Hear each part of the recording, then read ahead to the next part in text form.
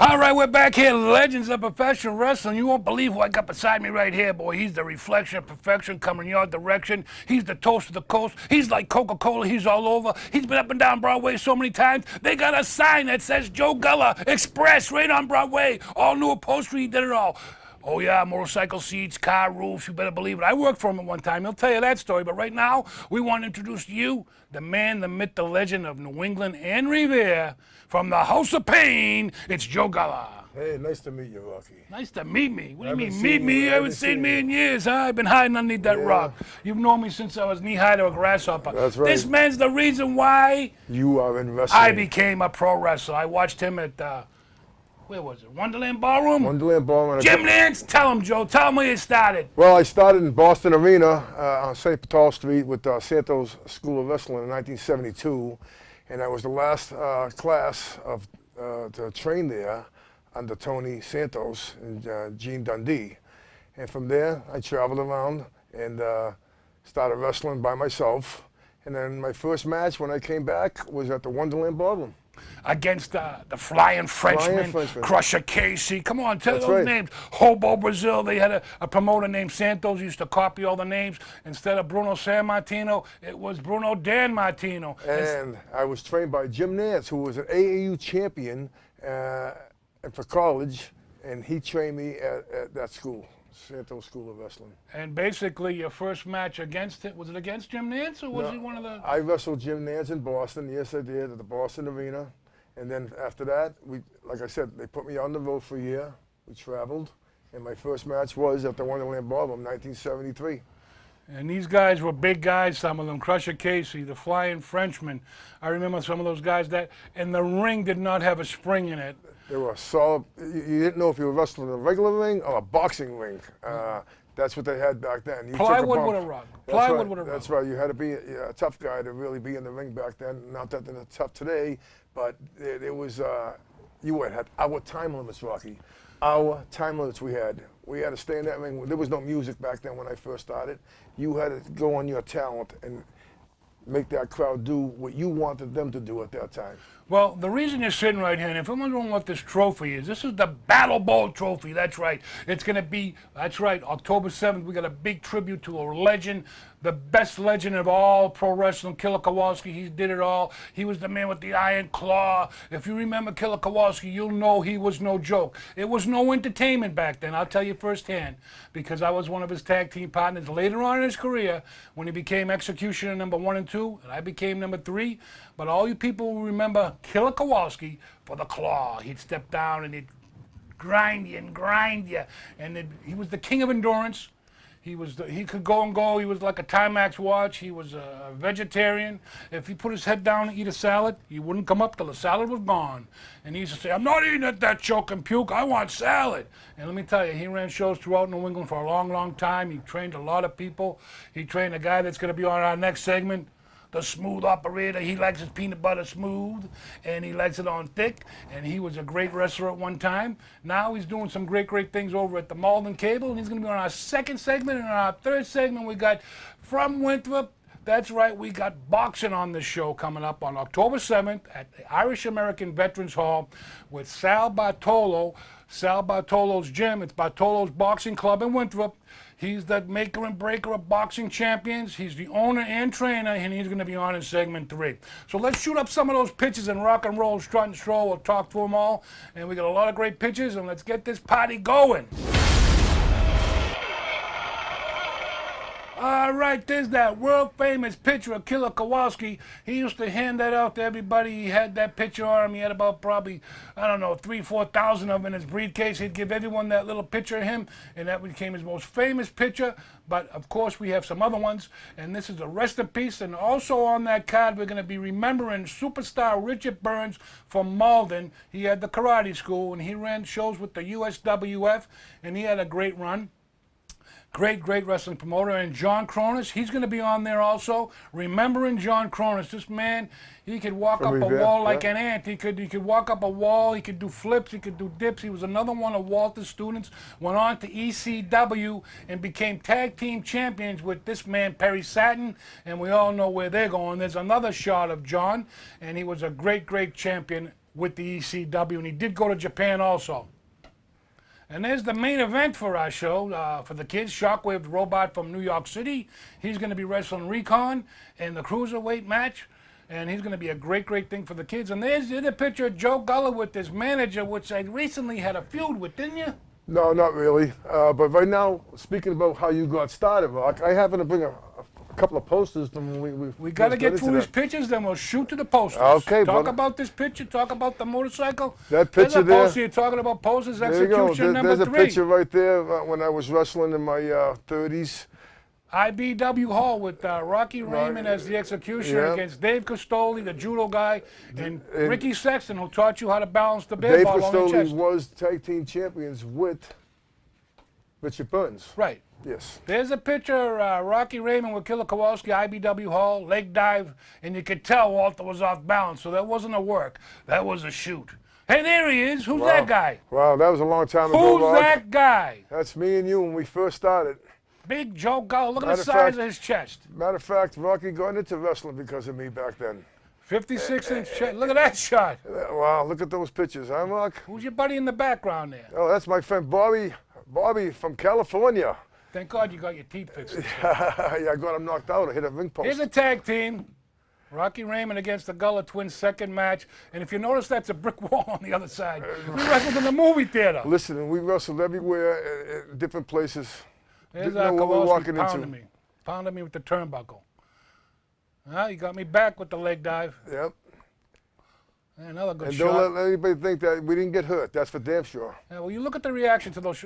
There's a picture of Rocky Raymond with the shag in his homemade ring in his basement. Now, don't laugh about that. Now, I come remember on. those days. That's funny. There's Killer Kowalski, another shot of Kowalski and me at IBW Hall. Great, great shots back in the day. And here's when Killer Kowalski was managed by the Grand Wizard. And you can see his physique, Joe. He wasn't eating meat. He wasn't sitting on the couch eating chips and popcorn. the guy was He very was the athletic. king of endurance. The Grand Wizard, Bob The Duncan on the Grand bottom. Wizard of Wrestling. Kowalski was the best, and there's the Boston Bad Boy. Al Mack was Boston Bad Boy number 3. Big when Al Mack. Tony Rumble was basically going to become the Dungeon Master, and we brought in Big Al Mack, who will also be on that show. There's an arm drag. That's the arm drag that Walter taught you. He made you go down to one knee and pull you off balance. He wasn't like that Ricky the Dragon Steamboat when you're both in the air. He was way about training. He wanted you to pull the guy off balance, and he'll go. If you didn't pull him off balance, He he'll go. went. Fiery Fred Blassie in California. 2 bouts, $35 a night. I went back to Boston. I remember those days too. Yeah, 35 a night. That's Bangor. I realized, when I started wrestling, I loved it, but I knew I wasn't going to make a living at it for the rest of my life back And then. there's Killer Kowalski on the top rope. He loved that top rope, but he didn't make it on that one. I hit him in the belly. And there's a big back body drop over Kowalski's back. And here's Ox Baker in California. Look at this guy. Wow. He was no joke. I wrestled him in West Palm Beach, Key West, Florida. I grabbed his mustache to grab him, the referee hits your arms, and I grabbed his mustache. He said, "Let go," and I put my arms down beside me. He was no joke, this Ox Baker. Look at the size of him. And there's Big Bruiser Brody with Bruiser Gary Brody, Hart at yep. ICW, and he was no joke either. As No, we he all know wasn't. about his tragedy Yep. in Puerto Rico. The America's Hotel in Philly. And there's the girl that was unfortunately not with us anymore. Chris Benoit's wife, but she was with Kevin Sullivan first. That was the Fallen Angel. There's me and Killer Kowalski with Hercules. It's almost sticking in the back of my neck in that Hercules picture. Hernandez. And there's Amber, the former EPW Ladies Champion at the Marshfield Fair. Actually, she was here. And there's Ron Shaw, another one of Walter's students with young Rocky Raymond. Looked like I was the shortest one there, Joe. Yeah, you were, huh? Ron Shaw was a big boy. There's Kowalski and Bruno. I believe that was probably Madison Square Garden, I would think. Bloody Bruno. And yeah, Bloody Bruno. That was Killer Kowalski. Made a lot of money for Bruno. And Bruno didn't even show up at his wake. Wasn't that nice? And there's Kowalski again. When Bruno, that was in Pittsburgh, I can tell because of the ring. And there's Albano as the Yes. executioners.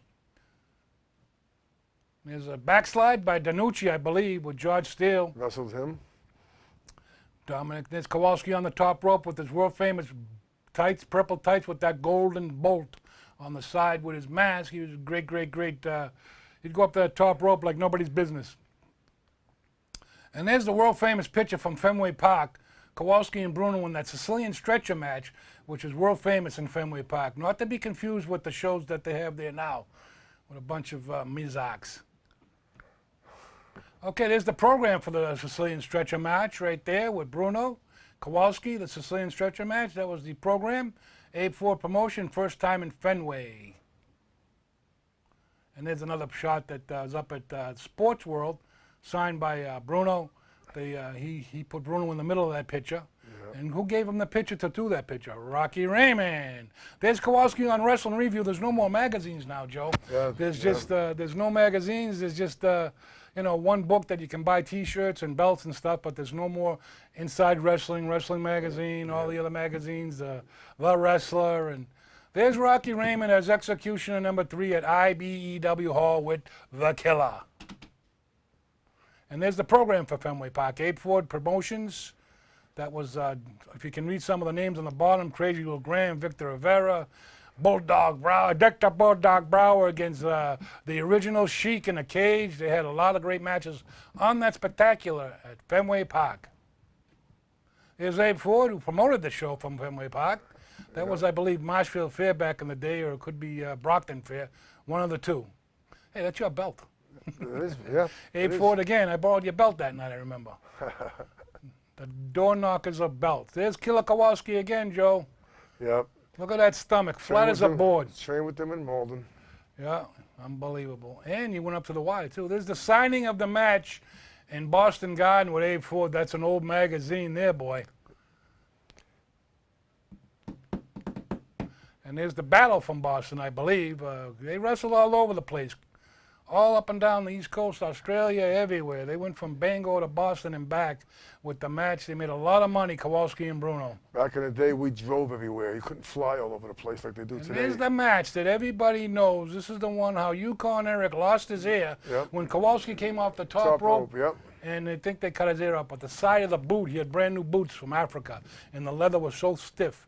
And it swiped the side of Yukon Eric's hair. And it rolled across the ring. The referee picked it up, put it in his pocket. And they sewed it back on. Later date, that is. And there's Mad Dog Vachon against Kowalski. That would have been a heck of a match. Those were great matches back then. Yeah, it was. It was crazy, crazy, crazy. And there's a lot of blood, a lot of hard knock shots with Kowalski. You can see the pictures of today and the pictures of, they don't want any blood on, you have a cage match with no blood. That's ludicrous. That's like, saying, a steel cage match, but you can't bleed. There's another famous picture of Kowalski back in the day from L.A.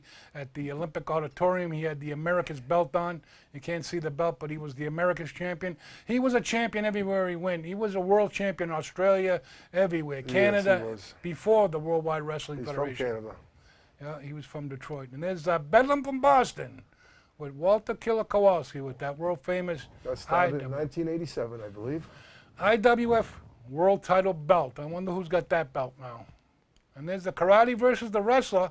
We were talking about the show that's going to be at Irish American Club. We're going to have boxing. We're going to have wrestling. We're going to have karate exhibitions, board breaking. And who knows? Who knows who will show up? But it was Richard Burns against Killer Kowalski and Karate versus. And there's the old executioner again that's been since sold by Rocky Raymond. Some mark bought it. There's Killer Kowalski on the top rope again. Yep. And there's another one. He loved that purple and yellow. That was his colors, purple and yellow, purple and yellow.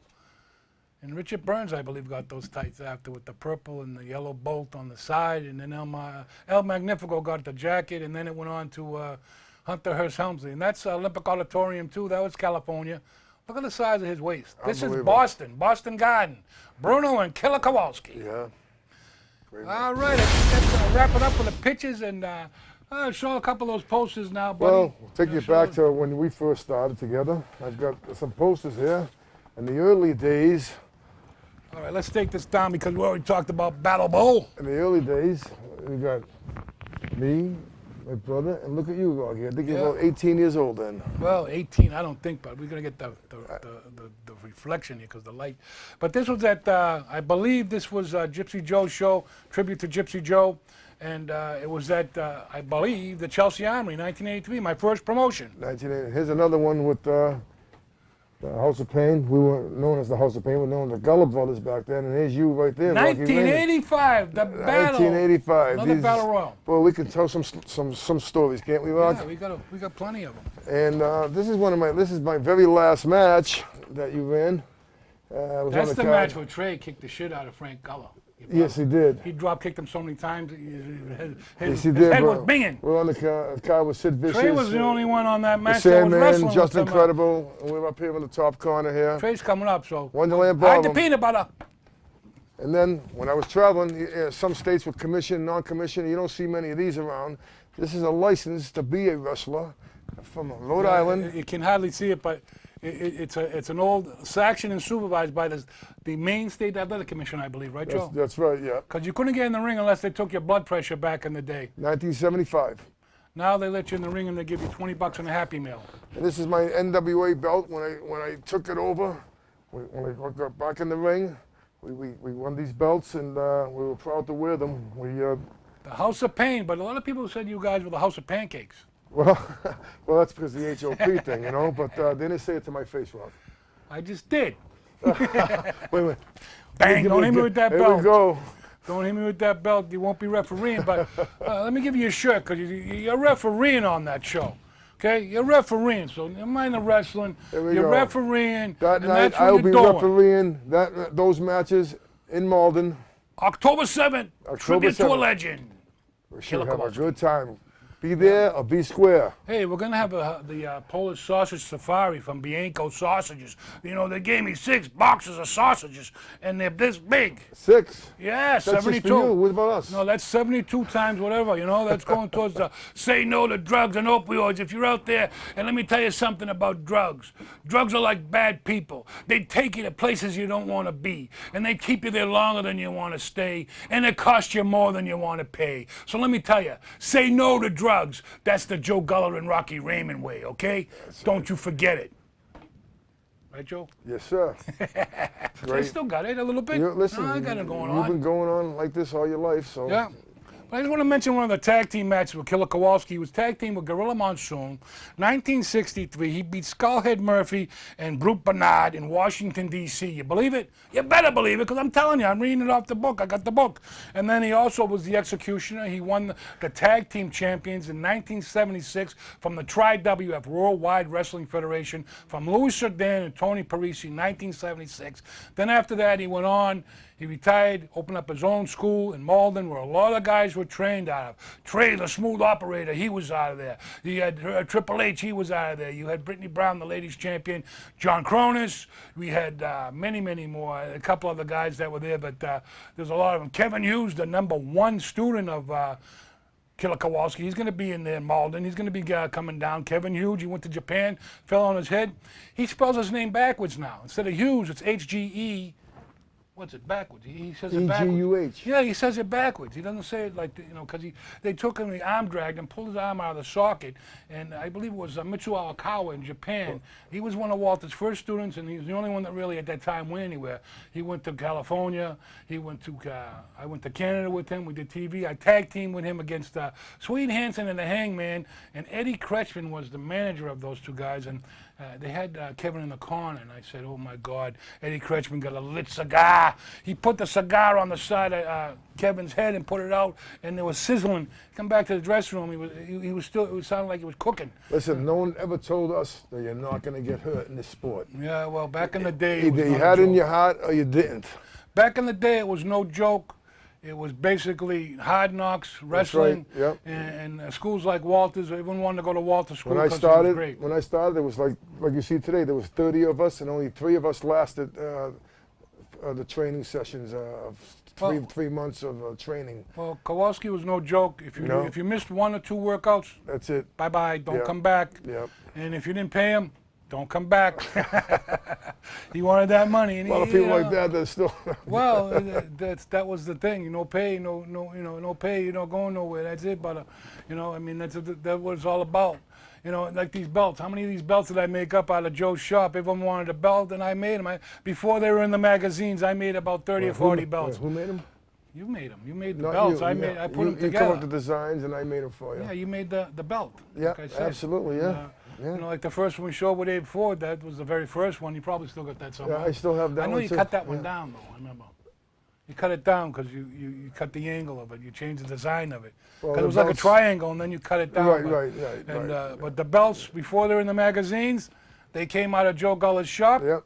and everyone wanted a belt, so I made it for you. We started designing women's belts. We had the white ones, the pink ones. We had them all different You had colors. all the we made them materials. for, yeah. I got some material at my house, the snakeskin that you had for the motorcycle seats. Yeah. Matter Yeah. of fact, the hat you're wearing, I think. That's right, come out of Charlie. my shop too. Charlie made this hat, that's Yeah, right, with the Charlie. purple We're snakeskin. talking back 1978. And I right still there. got it. That's how I cherish it, because these are the things that, and these gauntlets were made by Rick Sano, your former manager. My former manager, He Rick. called up. He wants to come down. He said he wants you in the ring. He said he's we he's never know. upset at That- you. He said he wants to get back at you.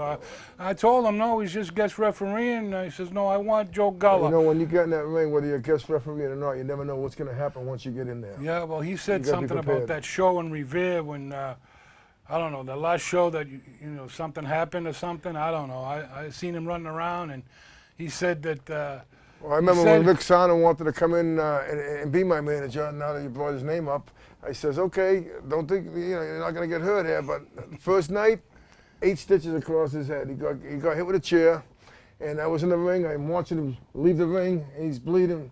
I jumped out of the ring. I says, Rick, you can't leave right now. I turned him around to the camera. I says, hey, you got to do an interview. And after that, he was like, are you kidding me? I was like, but he liked it. It was in his heart. And Wasn't that his birthday that night too? it was his birthday. That was his it was birthday. his birthday, gift. and he got gigged with a chair because everybody thinks, well, you get hit with a chair, it's nothing. That but was the night that he's proof that he got 10 stitches that night. Bundy. Yeah. Bundy didn't want to come out because you guys stole the show. We did steal the show. He said, "How am I gonna go out And I for?" got to say, Bundy gave us the compliment. He goes, how am I going to follow what you guys just did? He said that right to us. Well, what are Yep. you gonna do? When you only do 3 moves, that's why you can't follow you. I mean, you got your elbow smashes. And I remember that big show you guys did with inside City Hall City Hall Plaza. when you came out with the motorcycles. And then 10,000 people. after he came out with the motorcycles, guess what? Jim Cornette saw it, saw the angle, Yep. and brought Tried it. to make the Undertaker. Yeah, he brought it back to Vince and made the Undertaker come out with And the it didn't motorcycle. work. It didn't work. Well, it worked for a while For because a while, they got but national he TV. He went back, yeah. Well, but he went back. We started with the bike thing. You're right. Jim Cornette was with us at the time, right? Yep. Yeah. And then he brought it back, and the Undertaker went in as a biker, and only lasted so long with him, and he went back to being an Undertaker. That's why you do what Walter, the legend, Killer Kowalski told you to do. Sit in the dressing room, keep your mouth shut. I'll tell you what to do. Don't tell no one what you've got paid because everyone had different paydays. Yeah. Everyone knew I wasn't working as executioner number 3 for $50 or $100. I used to get $250 from Walter, and that was a big deal back then. Yeah. $250 making money now. They didn't give that kind of money, and now the idiots that are in the ring now. And I gotta say idiots because I heard from the grapevine there was 100 people in the dressing room at that Fenway Park show, and not one of them had a pair of wrestling boots or tights. They had these gear, but that's the difference between then and now. You couldn't get in the ring unless you were trained properly Right. and you knew what you were doing. If not, you'd get shoot on. That's right. And Joe will tell you, I And they wrestled talk- Joe. in the shoot wrestling. Well, Joe, they told me. who was the stiffest guy in New England? Well, there was a lot of stiff guys. Come in on, New tell him, England. Joe. What, you? You know. And You wrestled down the Cape, and right? What they want, what they tell me to do to you. I told you to clip your nails because after that I said one more nail scrape and you're But getting they the left. wanted me to go over you and see what you had. Remember? But who went over in that tag match down the Cape? My match, main event from the second match with Gypsy Joe, Jack Biles. Jack I had one Files. preliminary match, Joe Marciano and Beverly Mass, and the hometown boys still did a job for me. And then from there, like I said, he's the reason why I got into wrestling, Joe Gullah. He was wrestling at One Land Ballroom in a wooden ring, Yep. no mats, a rug over the plywood, steel beams across there, wrestling all these banging. I turned on Channel 8, I was watching it. on cable TV, Channel 8. Yeah. Cable TV was about $6 a month. Now my bill's $181. Well, that's nothing. But the reason being, but we go back a long way at wrestling. Yes, a few we do. people don't think that we didn't make the big time. But the way I made my money, setting up the cage in the ring.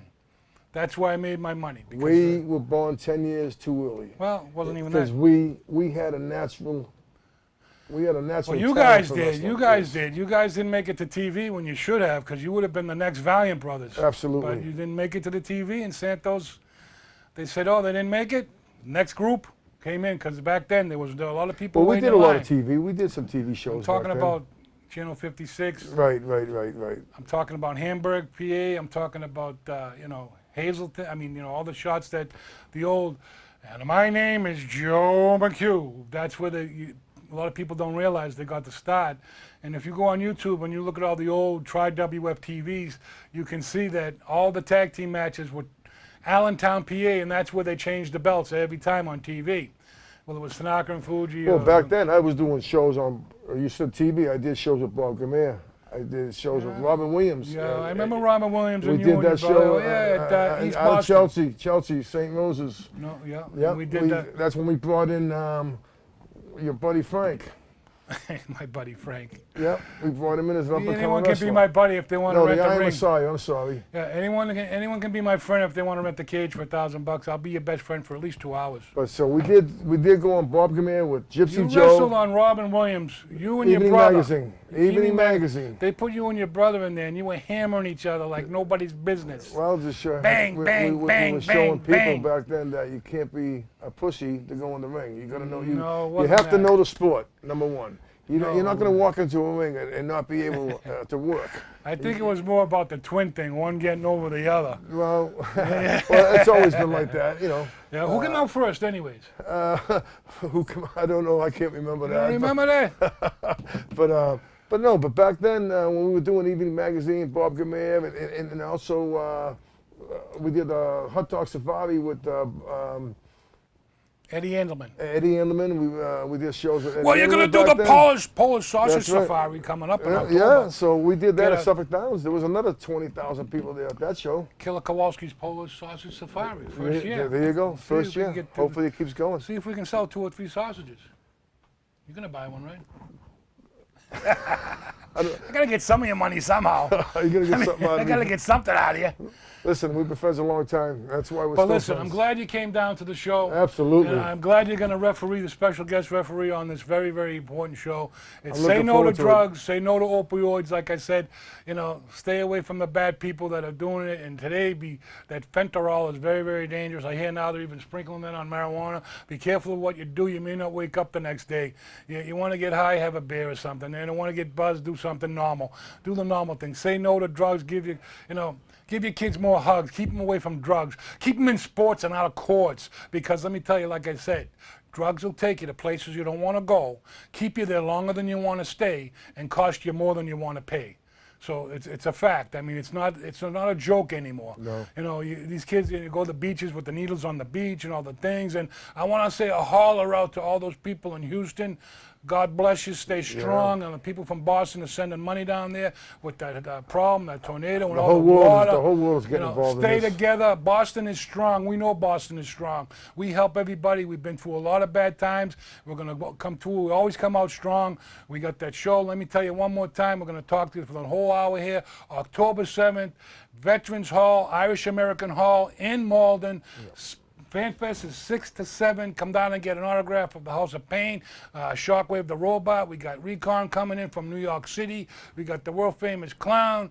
We're going to have a lot of great names. We got, what that kid name is a very good up-and-coming there, Scott Levesque, Sensational Scott.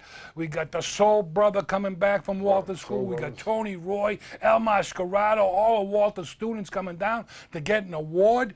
We got all the things going on. And on our next part of the show, after we go right now to Mac Classics, we're coming back with Trey, the Smooth Operator. Yeah. Buddy Rogers and Killer Kowalski. There's a shot of Buddy Rogers.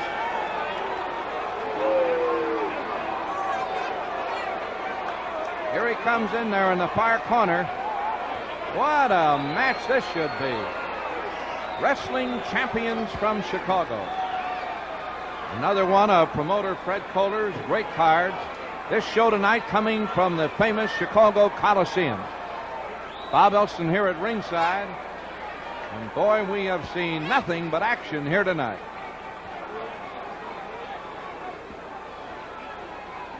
There's a good shot of Kowalski.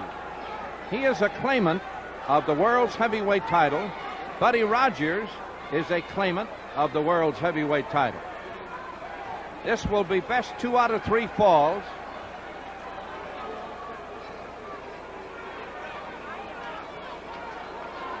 Here's Buddy Rogers right above us here.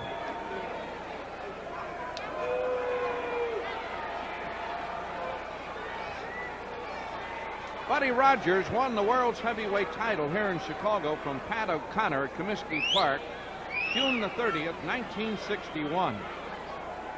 This was one of Fred Kohler's cards, and they drew 38,000 fans, and the largest gate in wrestling history, $125,000. The contestants from Camden, New Jersey. He weighs 243 pounds. Buddy Rogers.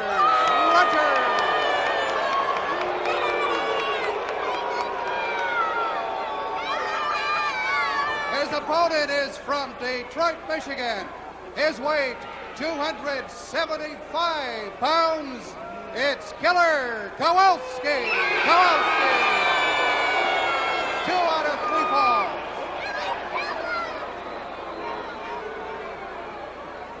Well, this is it. This is the big one. You know, they wrestled. Kowalski and Rogers wrestled in Canada last year, and Kowalski broke Rogers' leg. And Fred Kohler has been trying to arrange this match ever since. So here they are on Wrestling Champions in Chicago.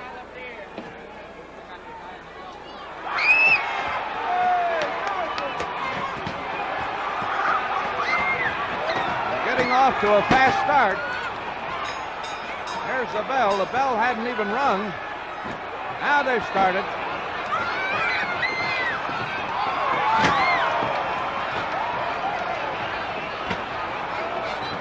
Kowalski going to work on Buddy Rogers.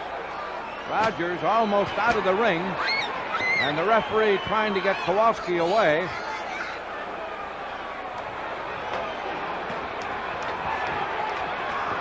Kowalski is 6'7", weighs 275 pounds. He's known as one of the roughest and cruelest wrestlers in the sport.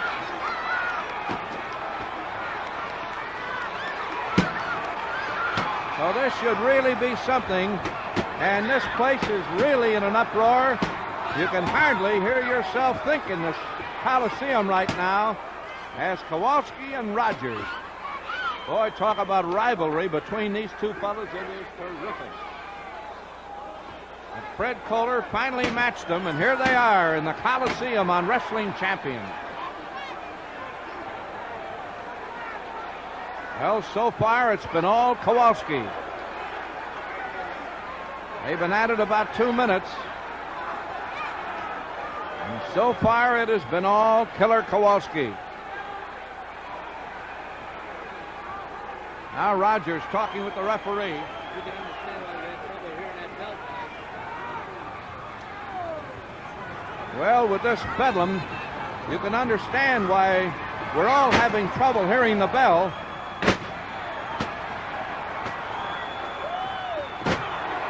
Kowalski braced Rogers' knee on the lower rope and then jumped on it. And looked like he was trying to break his leg again. That's the same leg, that left leg that he broke up in Canada.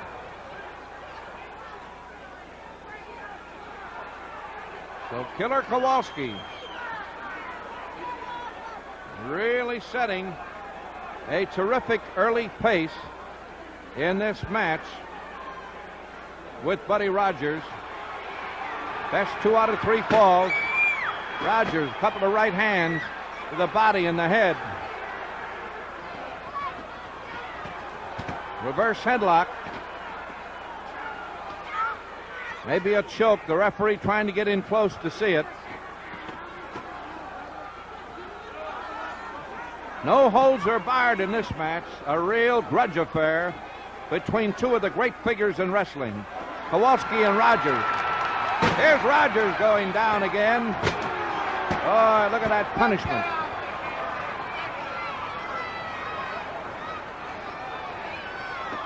Killer Kowalski.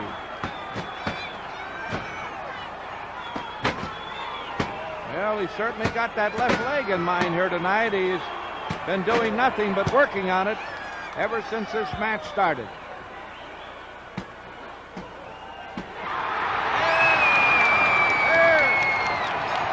There was a fast pin.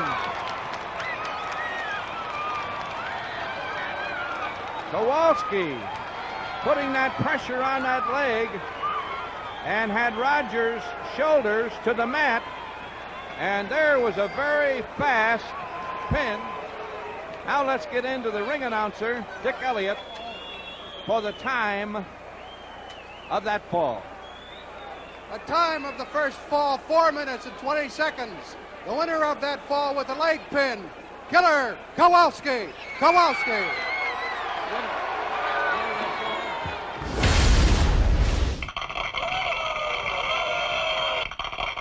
All right, all right. Listen, all you girls out there, stay behind the door. We got the smooth operator, Trey, the smooth operating gangster right here from Malden, Mass. This guy was all over. He went all over New England. He was one of Walter Killer Kowalski's main students. He could drop kick your nose right off your face. I want to introduce you right now, my friend Trey, the smooth operating gangster. Thank you. The original rock of professional wrestling. Yeah, the real Boston bad boy. You got it, baby. The original rock of professional wrestling. The original Boston bad boy, BBB. That's right, But brother. First of all, I just wanted to explain to everybody out there, people asking, hey, Trey, where's the peanut butter? We're looking forward to seeing the peanut butter. The reason why the peanut butter is not here is because I was told something, Rock, and obviously it was a lie. Well, I was told that somebody in this building had a peanut allergy. So please leave the peanut butter at home. So the peanut butter's at back in the crib. Well, that's being respectful to some of the people, which is good. And we hope we like to the part of the program with Killer Kowalski and the Mad Classics and some of the oldies. And then, of course, the one from the Boston Garden with Chief J. Strongbow that was taken with this particular camera. But, Trey, tell us a little bit about what you're doing now. I know all the wrestling. Any way you want to start from the wrestling, where you started, how you started, why you started, and then let's go into what you're doing now because you're in the professional field of Public access television. That's it, Public baby. access television, yes. How I started in professional wrestling, I started in October of '91. I went to Walter Kowalski's School of Professional Wrestling. First of all, I miss Walter. Walter Kowalski passed away 9 years ago today. Here's the plaque right here from the show, tribute to Walter, the killer right here. Everyone's getting one. Trey's going on vacation. He's not going to be there, but he's here right now. And he's going to help us out with the show at the public access down there in Malden because he's the reflection of perfection coming in your direction. I just want to say that I miss Walter so much. Walter, as you know, was a very good man. Sure. And all the lives that he touched and all the careers that he helped launched. Oh, yeah, a lot of people. Well, I know I was wrestling before that with Gypsy Joe and Jack Viles, but everybody knows that Rocky Raymond was execution number 3. You just didn't get to drive Walter's car and be execution number 3 if you weren't good enough. How I got my start in the sport is that Kowalski School was in Malden, Massachusetts. So I didn't think that I would be big enough to be a professional wrestler. I was at a smaller body size that part. So walked up those stairs. Remember those stairs, Walkie? Oh, yeah. And I drove by there when I came by to see you last week, and the building's gone. The building is gone. Yeah, Wow. a lot of development in Malden. So they took that building some years ago. But I walked up those stairs, and with the mindset of maybe I could be a referee or a manager.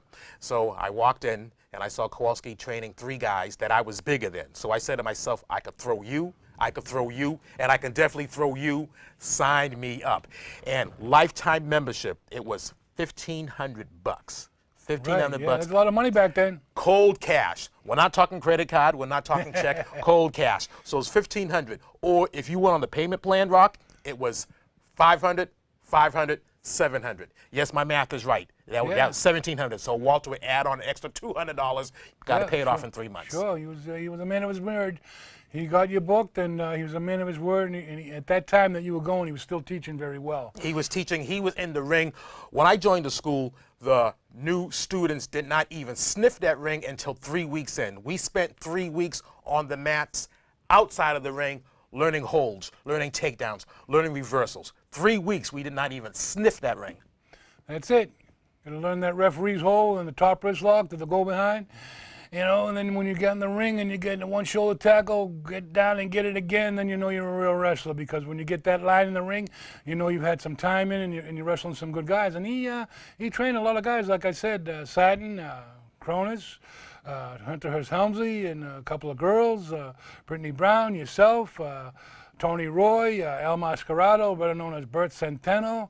A lot of guys he trained, and they went to WWE TV, and there was one kid that got his hair pulled up by Razor Ramon, better known back in the day. They pulled up his hair plugs or whatever, but for some reason, if Walter's guys went to TV, they got beat up. I don't know why, but they really did a job on some of them. You never went.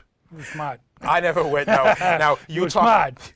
You talk in the last segment with Joe Gullah, who, by the way, I was the one that started the House of Pancakes, and I pancaked there behind in that tag match I was there. at Club Lido. But Joe, his brother Frank, I love him, love him. So you talked earlier about being trained properly and having boots. Oh, And I have yeah. to tell you, that's the way I came up. Walter didn't play. You either had to have professional wrestling boots or you wrestled barefoot. That was it. So 2 months after I joined the school, I was ready, or Walter said I was ready to be on a show, but I had to buy wrestling boots. So I said, well, Walter, can you book me and I'll get the boots? He said, no, you didn't tell Walter what to do. So I had to buy my boots and show Walter and wear my boots in the school, and at the end of that session, Walter booked me. So Walter didn't play because, again, we came up, I mean, you've been doing this longer than I have, but I still came up in the era where you were not a professional wrestler.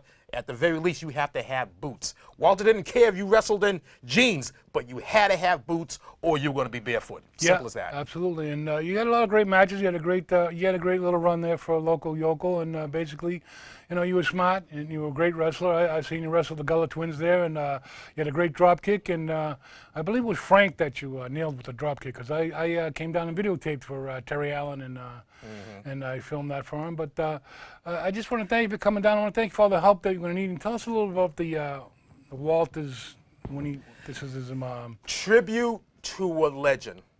October 7th, it's going to be in Malden, and it's going to be at the Irish American.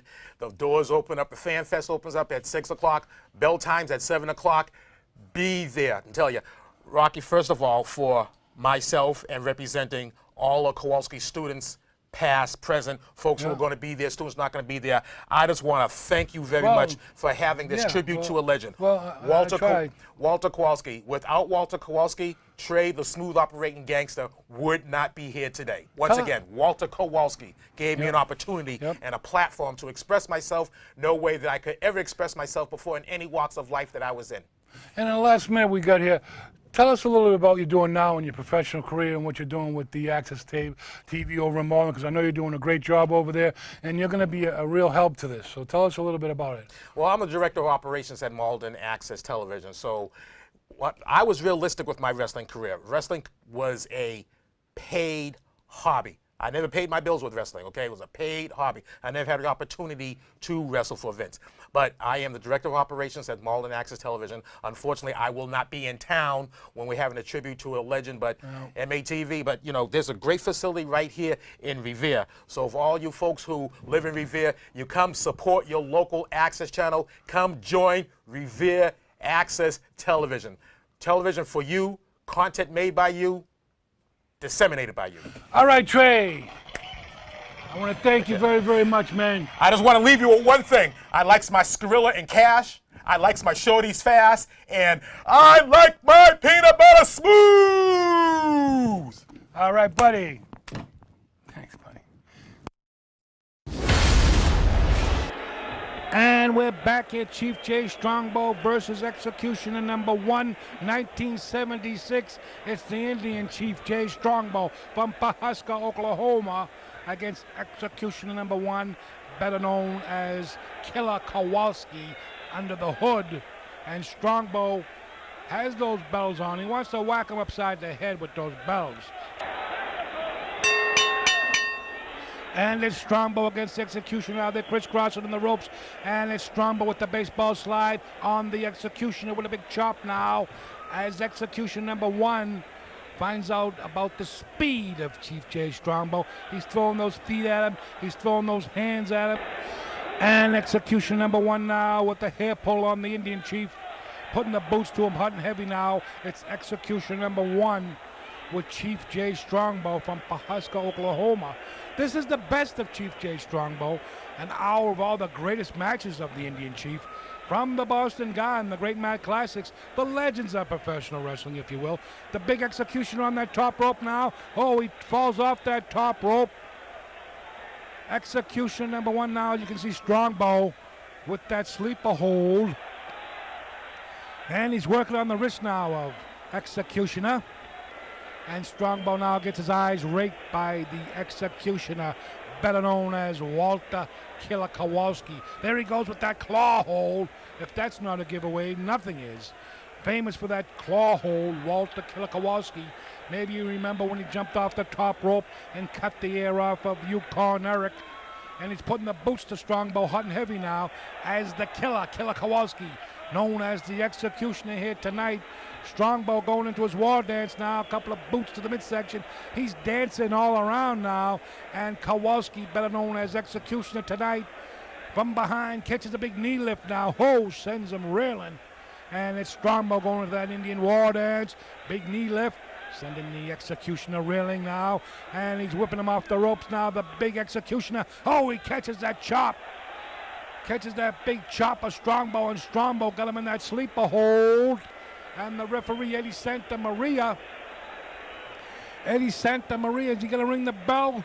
Is the Executioner going to call it quits? No, he gets to those ropes. You got to break that hold, Strongbow. Here it is, 1, 2, 3. And Strongbow steals this one. Billy White Wolf. Oh, Strongbow just got thrown out. White Wolf halfway over. The Executioners, and oh, they're outside the ring, all 4 of them. Strongbow, White Wolf, and the Executioners all eliminated.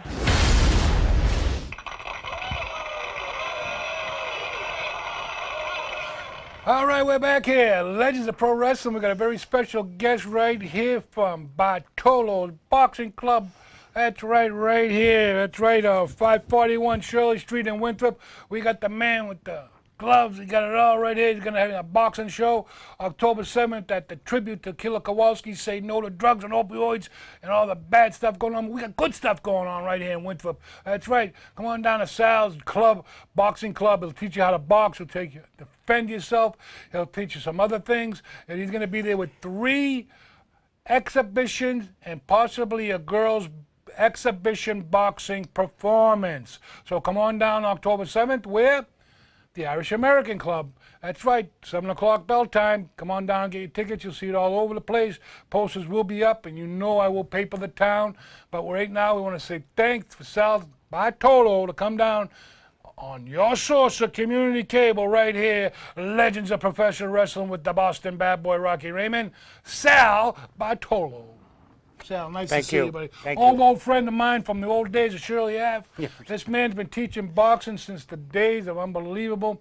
Sal, tell us a little bit about your background and how you got into the boxing and what we're going to do on October 7th. Say no to opioids and the legend, the tribute to Killer Kowalski at the Irish American Club. Come on, Sal, tell us what we're going to want to see that boxing. I started when I was 11, just kept on going. As an amateur, I've got a 297-3 record, 17-0 as a pro. I've held 14 titles, qualified for the 80 Olympic team, but I did 30 years in the military, and we were supposed to fight in Russia, and then they had the boycott. I didn't compete.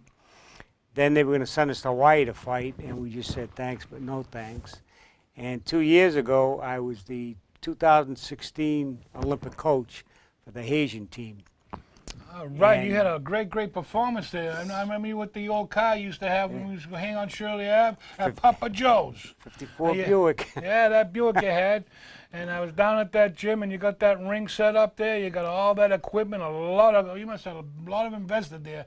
A lot of money invested in that. So get down there to Shirley Street in Winthrop if you want to learn how to box. By Tolo's Boxing Club. Defend yourself. Now, what's the age group there? Is there an age group for that? I start them at 8 years old, 8 and up. 8 years old. Wow, you defend Men, yourself. women.